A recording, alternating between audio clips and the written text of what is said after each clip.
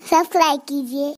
Quality پہلوانی کا نام ہے تو حضور سے بڑا طاقتور کون ہے؟ ایک مرتبہ ایک شخص میرے نبی کے پاس آیا، فرمایا کہ اگر آپ نبی ہیں تو میرے ساتھ آ کر کے کشتی کریں، اگر کشتی میں جیت جائیں گے تو میں آپ پر ایمان لے آؤں گا۔ سچ سچ بتانا حقانیت کا طاقت سے کیا تعلق ہوتا ہے، لیکن میرے سرکار کو اللہ نے ہر خوبی عطا کی تھی، بلکہ جو نبی کے پاس ہے وہی خوبی ہے، اور جو نبی کو نہیں دی گئی وہ خوبی ہے ہی نہیں۔ اللہ اکبر۔ قدرت نے جن کو خوبی بنایا سب نبی کو عطا فرمایا۔ آنے والا کہتا ہے کہ اگر آپ مجھ سے کشتی کریں تو میں آپ پر ایمان لے آؤں گا، جیت جائیں گے۔ تو اس کو اپنی طاقت پہ ناز تھا، اس کو اپنی قوت پہ ناز تھا، اس لیے کہ کہا جاتا ہے جو آنے والا آیا تھا وہ اونٹ کے چمڑے پہ کھڑا ہوتا اور کئی لوگ مل کر کے چمڑا کھینچتے تو چمڑا پھٹ جاتا، مگر وہ اپنی جگہ سے ہٹتا نہیں تھا۔ اگر کوئی مجھ سے آ کر کے کہے نا کہ آپ سے میں کشتی کرنا چاہتا ہوں تو میں پہلے ہی ہاتھ جوڑوں گا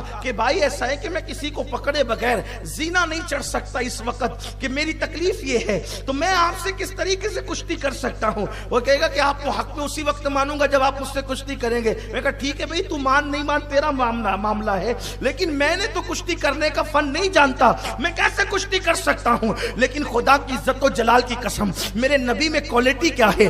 آنے والا کہتا ہے میں نے کشتی کرنا ہے۔ حضور علیہ السلام نے کہا تو پھر آ جا۔ وہ آیا، اسے اپنی طاقت پہ ناز تھا، حضور نے اس کو ایسے پکڑ کر کے زمین پہ پھینک دیا اور اس کے بعد اس کے سینے پہ سوار ہو گئے اور اللہ نے اس کو ایمان کی دولت عطا کر دی۔ میں کہتا ہوں آخر اس کو ایمان کی دولت ملی کیسے؟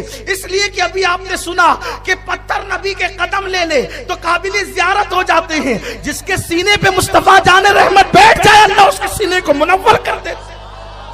حضور اس کے سینے پہ بیٹھ گئے، ایمان کا نور مل گیا ہے۔ حضور سے کس طریقے سے لوگ آ کر، کیا کوالٹی تھی میرے نبی علیہ الصلوۃ والتسلیم۔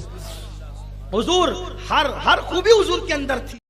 کمنٹ شیئر ضرور کریے۔